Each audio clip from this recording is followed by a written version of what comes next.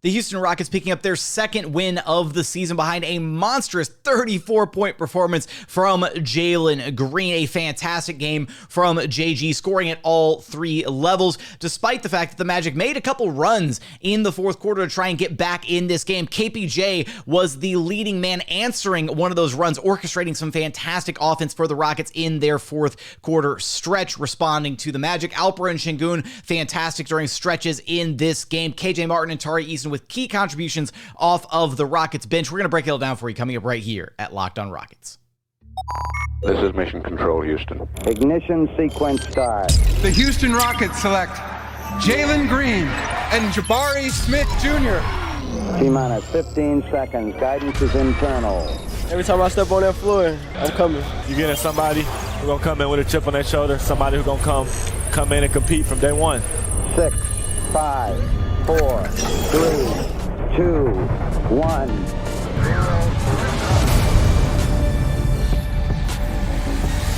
What's up, and welcome to another edition of Locked On Rockets, your daily podcast, home for everything Houston Rockets basketball. As always, I'm your host, Jackson Gatlin, native Houstonian and credentialed media member. I'm also the host of Locked On NBA Mondays, host of the State of the Rockets podcast, as well as Rockets Watch. Be sure to follow along on Twitter at JT Gatlin, and the show, of course, at Locked On Rockets. Free and available wherever you get your podcasts, including YouTube, where you can help the show out tremendously by commenting anything below.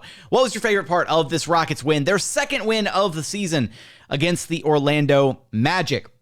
Now, today's episode is brought to you by Sweatblock. If you or someone you know is experiencing embarrassing sweat or odor, try Sweatblock. Save 20% with promo code LOCKEDON at sweatblock.com. Also available on Amazon. So many great storylines, so many great things to take away from this Rockets game. Look, it wasn't all perfect. It was definitely not a perfect game, but there was a lot of positive to take away, a step in the right direction, if you will, for this Rockets team.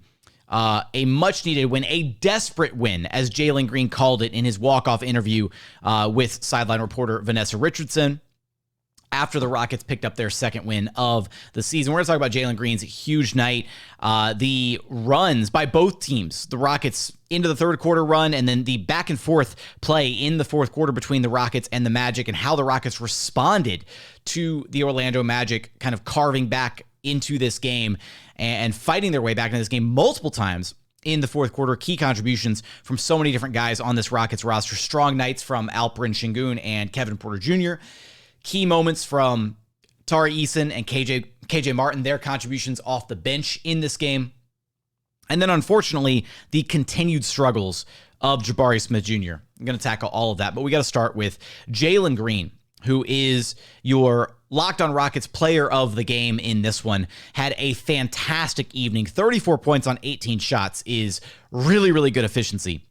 It was 12 of 18 from the floor, 5 of 11 from three-point range. Jalen Green did not miss a single shot that he attempted inside the arc.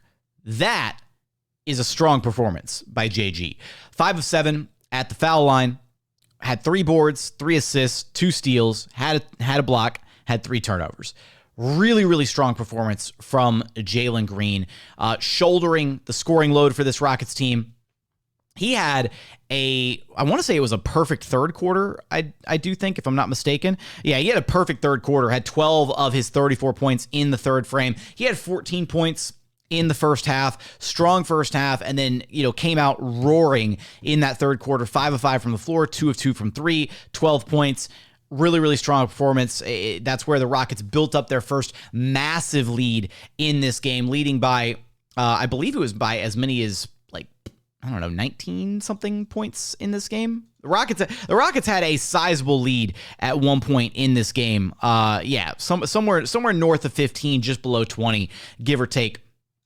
And they did that in a variety of ways. Like, it was just kind of over the course of this game, right? In the first quarter, Eric Gordon stepped up. Huge first quarter from EG, 12 points there. In the second quarter, Alperen Sengun and KJ Martin stepped up big time. Third quarter, it was Jalen Green. Fourth quarter, it was a little bit of contributions from everybody, but Kevin Porter Jr. was the guy leading the charge in the fourth quarter. Going to talk about that in segment 2, because those runs, those back and forth play, that back and forth play was fantastic to see. But Jalen Green in this game, scoring at all 3 levels, doing it in a variety of ways, right? Scoring inside the arc efficiently, at the rim, had some moments where he was slicing and dicing through the Orlando Magic defense, finishing through contact, getting to the free throw line was a nice change of pace for Jalen Green, being able to see him actually get some trips to the foul line.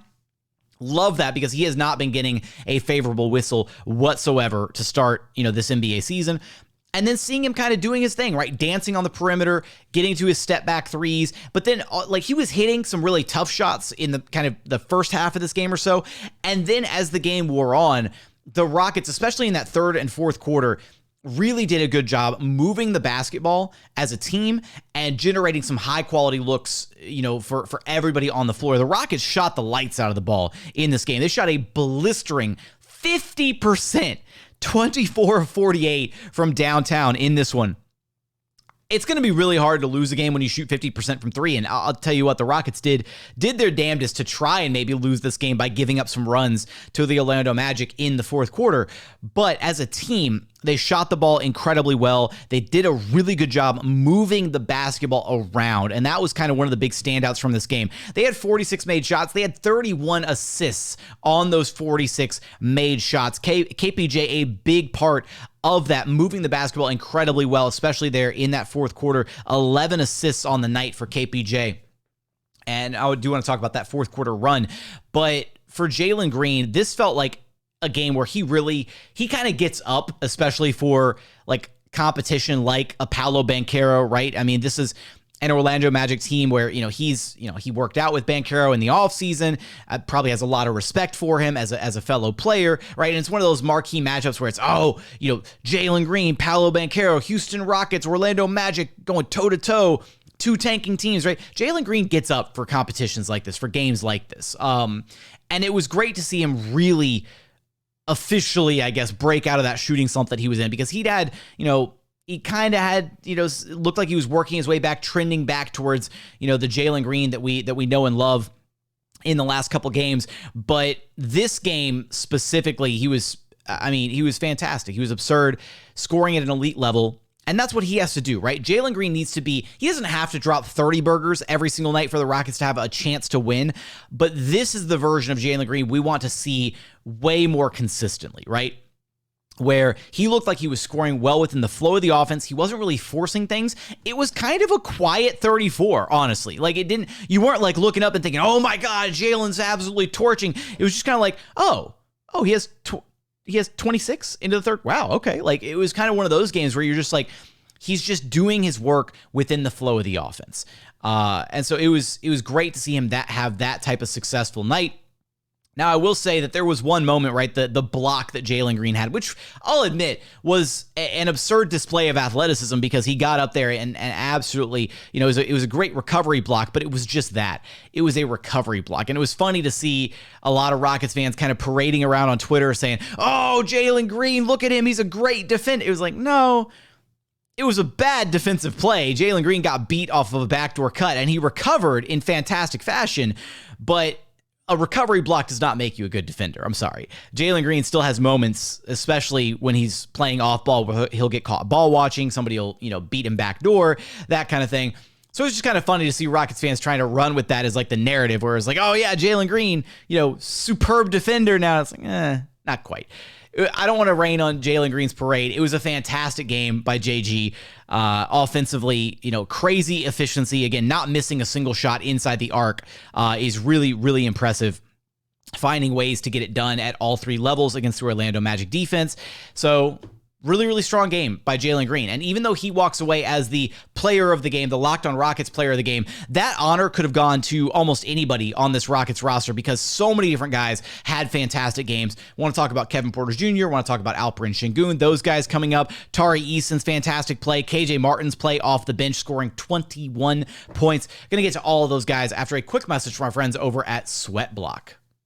Look, we've all been there, right? You're getting ready to go hang out with some friends, or maybe you're getting all dressed up, to go out on a big date or something, go out on the town, and you step outside, especially here in Houston, Texas, Bayou City, right? You step outside, you're outside for less than 5 minutes, and suddenly you are drenched through your clothes, right? You're sweating through, you can see, pit stains, that kind of stuff. It's embarrassing. It can be, it can cause you anxiety. It can, lower your confidence, all that stuff, right? Don't deal with that anymore. Sweatblock can help you out. Sweatblock wipes are your little secret to confidence. Sweatblock wipes work for up to 7 days per use. You put them on a Sunday, you're good all the way through the entire week, all week. It's a 7-day guarantee.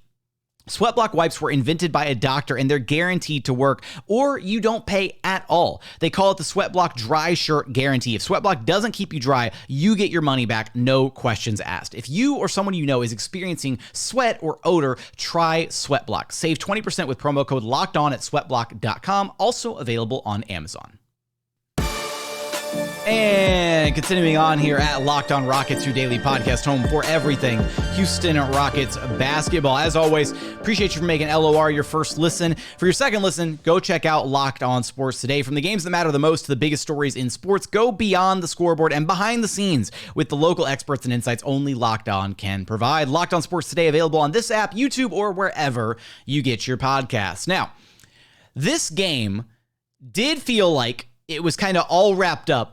Maybe into the third quarter, maybe not quite wrapped up, but into the third quarter, and Rockets roll into the fourth and final frame with a pretty substantial lead, 100-88, 12-point lead. That's a decent cushion. And unfortunately for the Rockets, the Magic had a run that was stretching all the way back to the end of the third quarter that they continued to build going into the fourth and final frame. Basically, the Magic were able to cut this thing down all the way to a 5-point game, forcing a Rockets timeout with about 10 minutes to go in the fourth quarter. It was 103-98. And Steven Silas calls timeout.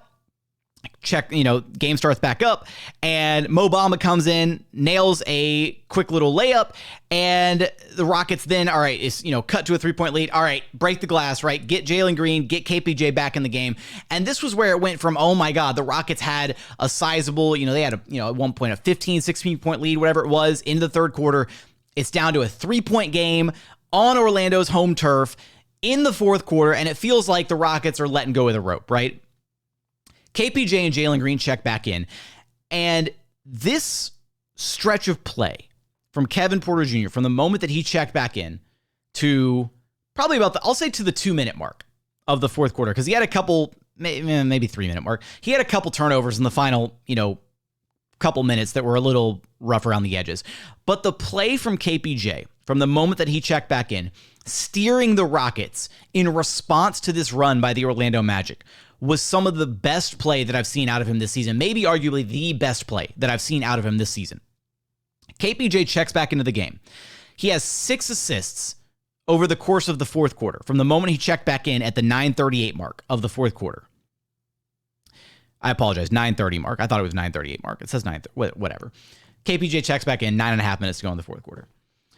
First thing he does immediately after checking in is he finds Alperen Sengun in a pick and roll, gets Alp and one basket. Like, great feed, finds Alp, boom. Alp goes up and one. Alp goes and drains the free throw. Next play, finds Jae'Sean Nix for a 3. The next play, he kicks it out to Tari Eason for 3. The next play, he kicks it out to KJ Martin for 3. And then later on, kicks it out to Tari Eason again for 3. Like, he just kept finding guys. He kept, the way that he was running and orchestrating that Rockets offense to be able to go from a 3-point game, and then the Rockets went on their own 12-0 run. Actually, I think it was a 14-0 run to get all the way up to 117-103. It was a 12-0 run orchestrated by Kevin Porter Jr. because he was finding and dishing and diming up guys left, right, and center during that stretch. And then, right on cue, Jalen Green steps in and has a couple of his own buckets. I mentioned them earlier, but he had the backdoor cut and then the feed from Usman Garuba, and then right after that one, he also had a little 10-foot floater that he put up and made from the middle of the floor. So Jalen Green kind of stepping in, and, making things happen. And then Tari Eason comes down and hits a three-pointer a couple possessions later, again, off of a feed from Kevin Porter Jr. And then to cap this entire run off, right? This was a fantastic little 4-minute sequence of basketball. To cap it all off, Tari Eason was D'ing up Paolo Banchero on the perimeter, rips Paolo Banchero and goes the distance and then throws down a vicious windmill dunk. The cherry on top of the Rockets' run, putting them up 124 to 107 with 5 minutes left to go in the game.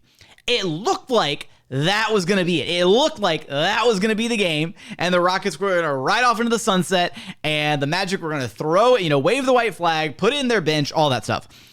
Unfortunately, that did not happen.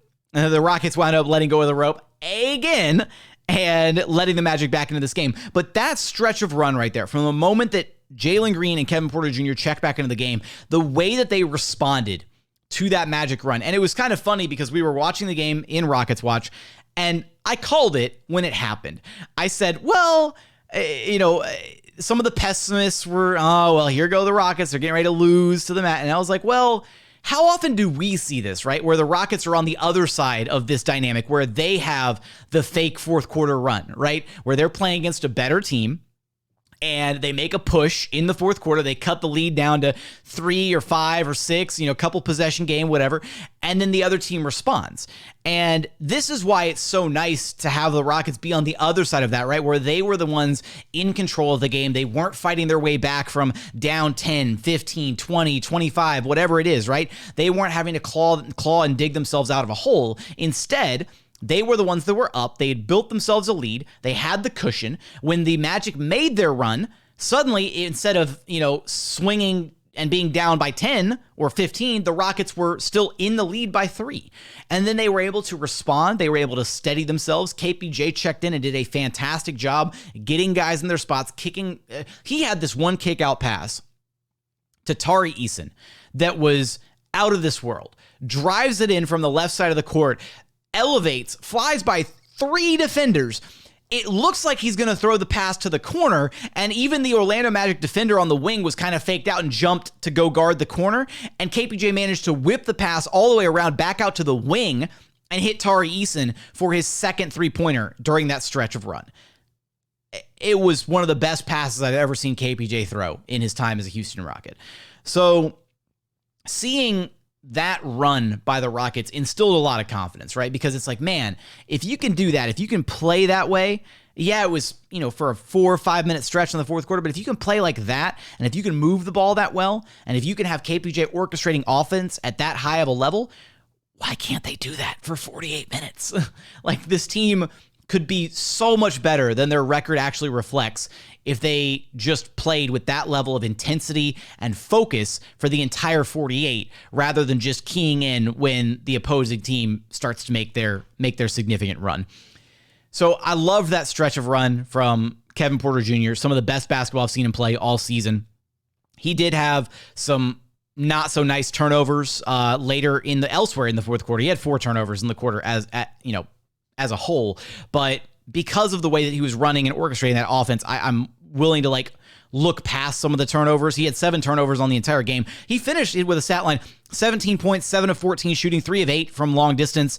He had 8 boards, 11 assists. He was flirting with a triple-double, 2 steals and a block, the 7 turnovers, and he had 5 fouls. So KPJ was playing in foul trouble when he checked back into the game at the top of the fourth quarter. So for him to be able to navigate that and still play some strong defense at points and not foul out of the game, it was a very strong night from KPJ. I could have seen the argument for him, especially against spearheading that run by the Rockets in the fourth quarter and orchestrating all of that, for him to be the player of the game.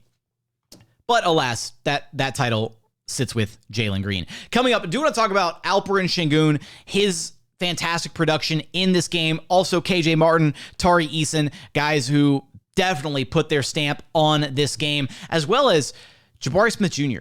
and why he's currently struggling and why we still need to give him time to figure things out. All that coming up after a quick message from our friends over at BetOnline.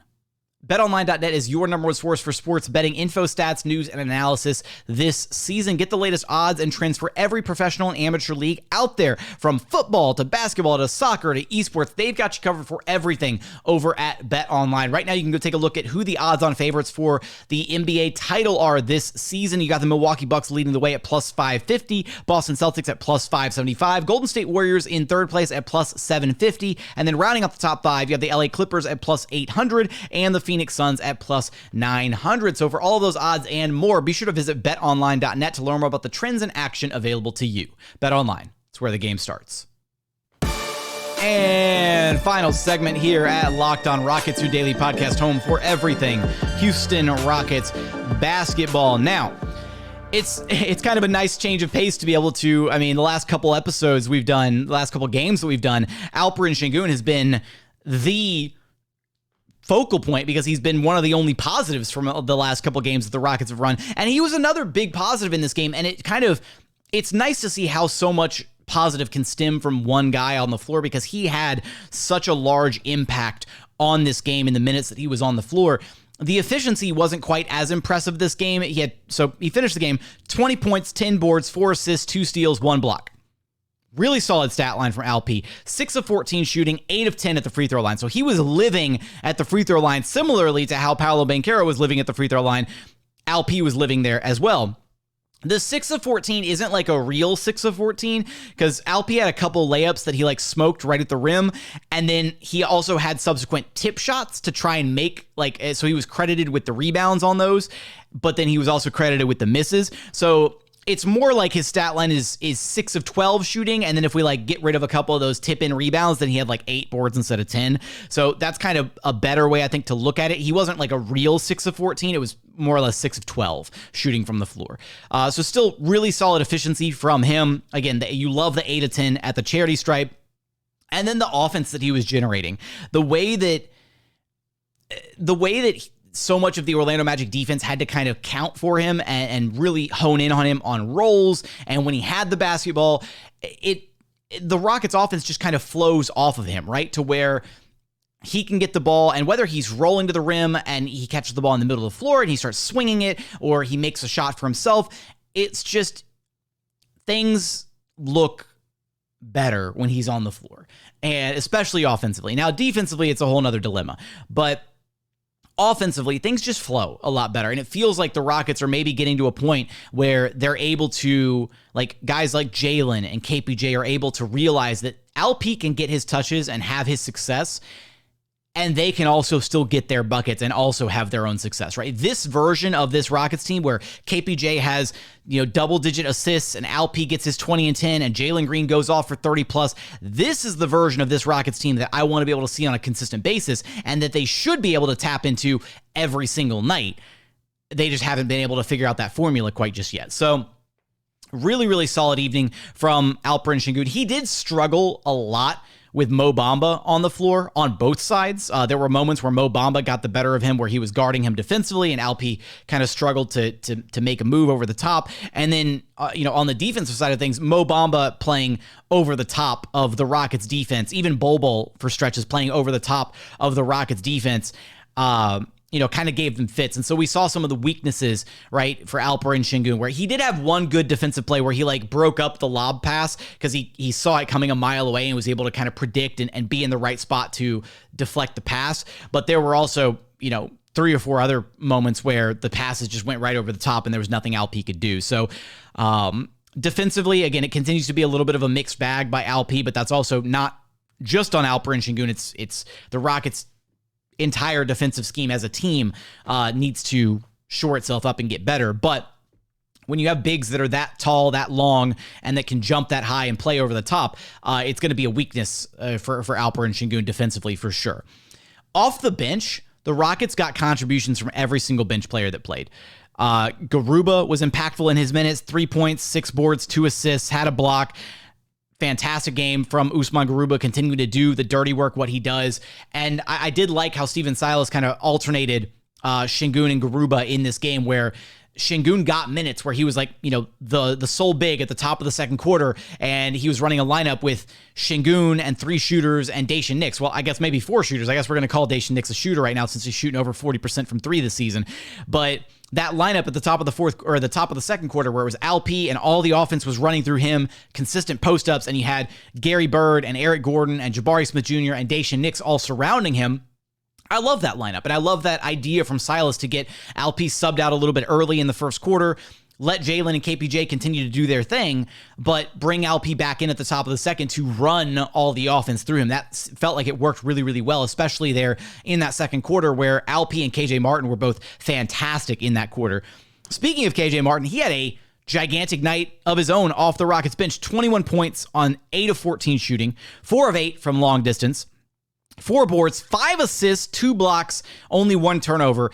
KJ Martin continues to be the biggest surprise of this Rockets season. He should be the starting 3 over Eric Gordon. And I don't think that's like a hot take at this point. I think that starting 3 spot has his name written all over it. And at this point, I don't see what KJ Martin, I just don't see how at this point you don't look at KJ Martin as the best small forward prospect on this team. He stays in his lane. He fills his role. His defense has gotten considerably better, especially on ball. He does every little thing that you want out of that wing player on the perimeter. My one downside to KJ Martin so far this season, also he had a couple fantastic blocks in this game. He had one where he just completely pinned it to the glass. It's great to see KJ Martin kind of back in his bag with the block shots, because it'd been a minute since we'd seen some blocks from KJ. The one thing that he does that is maybe a bit more of a negative than positive, and it kind of depends on if the shots are going in. He's 4 of 8 from 3 in this game. He's become a bit maybe too trigger happy from beyond the 3-point line, right? Where he catches the ball and turns and shoots almost immediately a lot of the time. And so far this season, he's had I think now with this game, he's had 4 or 5 games where he's shooting above 40%. He's had 4 or 5 games where he's shooting 0%, just completely missed everything, didn't hit a single 3. And he's had a couple games where he's I think one at 16% and one at 25%. He is not a good enough shooter for me to be super duper okay with the volume of threes that he's taking. Yes, I get it. He was 4 of 8 in this game. Just because shots are going in doesn't make them good shots. Some of the shots that Jalen Green took this game were bad shots. Some of the shots that KPJ took this game were bad shots. That's fine. Some of the shots EG took were bad shots. Sometimes bad shots just go in, and you're thankful when they go in, but sometimes the Rockets offense is very much, no, yes! That's a lot of the Rockets offense at times, is you're just no, stop, what are you doing? Oh, okay, went in, all right, cool, I guess, right? So for KJ, I'd like to see him continue to be a bit more aggressive, getting to the rack and driving and attacking defenses rather than, I don't want to say it's settling, and he did have a good shooting night, so I'm not going to take that away from him. But that's been my one kind of reservation with KJ this season. It looks like he's falling in love a bit too much with that 3 ball, and I'd like to see him kind of get back to sticking to what he is good at, which is being a good cutter, slasher, finisher, or in and around the rim, that kind of thing, especially, operating in transition, that kind of stuff. So really, really strong night from KJ Martin. And then Tari Eason, who to me had the play of the game and had arguably the most important 8 points of the game, because he had the 2 3-pointers during that stretch where the Rockets built back up their 15-0 lead or 14-0 run against the Magic after the first run at the top of the fourth quarter. Tari had 2 threes in that stretch. And then he also had the play of the game, in my opinion, where he ripped Paolo Banchero and went the opposite way and then windmilled it down on the other end of the court. Talked about that earlier during the run, but that was a fantastic sequence by Tari Eason. 8 points on 3 of 7 shooting, 6 boards, 2 steals. Great night from Tari. And again, I think he had maybe the most important 8 points in the entirety of this game. And then elsewhere on the Rockets bench, Garrison Matthews hit a couple threes. He had 6 points. Jae'Sean Nix had a 3, had a rebound and assist. Kind of quiet evenings for Matthews and Nix, but still had, they had their contributions. Last guy here that I want to talk about, Jabari Smith Jr., who continues to struggle. 3 points, 1 of 4 shooting, just 22 minutes played, 1 rebound, 1 assist, 3 turnovers. Didn't play a single second in the fourth quarter. Now, it's worth noting, right? Jabari is fresh off of his recovery from whatever that. There's been some bug running around the entire NBA. I think it's just jumping from locker room to locker room and infecting different teams. It's not COVID, but it's a flu bug or something is going around. Jabari had that, and he was super out of it, right? Didn't go to Minnesota with the team, had to fly straight from Houston to Orlando. So he looked like he was rusty, right? He looked like he hadn't played in about a week, and he looked like he was, fresh off of some type of recovery. So I'm not going to make a bunch of excuses for this game because I still think there were moments and some things that you're just like, man, what has even happening? Some of the turnovers that he was committing, some of the missed shots. Here's kind of my analysis on Jabari and why he should still get the benefit of the doubt and why he needs more time. I think it's a two-part thing. I think some of the mistakes and issues are definitely his own fault.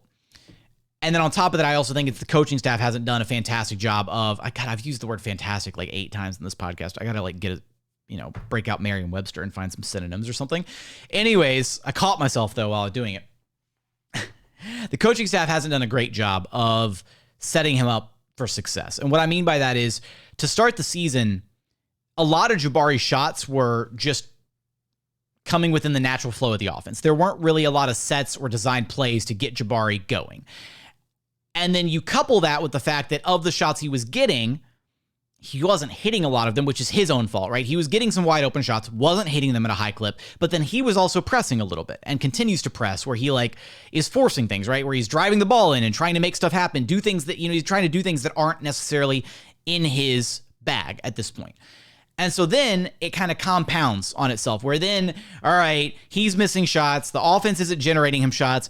Now the coaching staff is definitely not drawing him up plays because he's not hitting anything. So then his confidence goes down and it's just this vicious cycle and it just feeds in on itself to where right now it looks like his confidence is shot. It looks like he's not confident in himself. It looks like he's doubting himself. He's passing up opportunities when he does have wide open shots. We saw this play out last year with Jalen Green. The difference was Jalen could still put the ball on the floor and try to make something happen, drive it to the rack and try to get a foul call, whatever. Jabari doesn't even really have that in his bag, right? He's kind of a spot up shooter. And that was, again, we knew that going in. We knew that Jabari's offensive skill set was going to be kind of limited and his ability to produce offensively was going to be contingent on other guys creating shots for him. So it's gotten to a point where now, based on the fact that he's been playing so poorly, and that's within his control, right? Hitting shots and converting on the looks that he has gotten to this point is within his control. Because that's been going so poorly, there's not a justification right now for the coaching staff to draw up more plays for Jabari when he's playing this bad. So now he's got to find his way out of this funk. He's got to hit the shots that he's being given within the flow of the offense. And then as he breaks out of this funk, as he gets back to the level of shooter that we know he can be, then there needs to be an expectation from the coaching staff to actually run some plays for him and get him the ball in some spots where he can be successful, right? Get him the ball at the elbow, run him off a screen, get him some catch and shoot opportunities where he's curling, on the weak side and gets a wide open look at 3, whatever. Stuff like that. So it's not as simple as just Jabari's a bust or it's all Silas's fault. It's never that simple. There's a lot of nuance. There's a lot of gray area in there. And I think it's kind of, again, a big 2-part problem is Jabari was getting a lot of opportunities early on, but he was also forcing a lot of opportunities early on. He wasn't converting on a lot of them. So his teammates have probably lost some confidence in his ability to make shots. The coaching staff is probably looking at him and not designing plays for him because he's struggling. And he's probably losing confidence in himself because of all of it. So it's not a great situation. It kind of sucks to see the 3rd overall pick be struggling this bad out of the gate, especially when you look elsewhere around the league and you're like, man, Benedict Mathurin looks good. Paolo Banchero looks good. Jaden Ivey looks good. All those guys. So give it time. Jabari's going to be just fine. I am not worried about Jabari whatsoever. He needs time to figure himself out. And this game is probably not the best kind of barometer for how he's doing because, again, he was sick for a week. So I don't want to use this as the be-all, end-all game, but it was kind of, going into the game. It was, Paolo Banchero, Jabari Smith Jr., number 1 pick, number 3 pick. Let's see him go head-to-head. And Jabari put up a stinker. So that's just kind of how it happens sometimes. I think Jabari is going to get out of this funk sooner than later, though. And when he breaks out and when he starts making shots consistently again and getting back into the groove of things, Rockets fans are going to change their tune pretty quickly on what he brings to the table. So with that, those are final thoughts from this game against the Orlando Magic. It was great to see the Houston Rockets pick up another win. Now the Rockets and Magic are tied for the worst record in the NBA, 2-9. Rockets 1-7 now on the road. This Rockets team is dealing with such a brutal schedule out of the gate, man. I can't wait for them to be back home here for the tail end of the month of November. They've got like 5 straight home games, which will be really, really nice for them.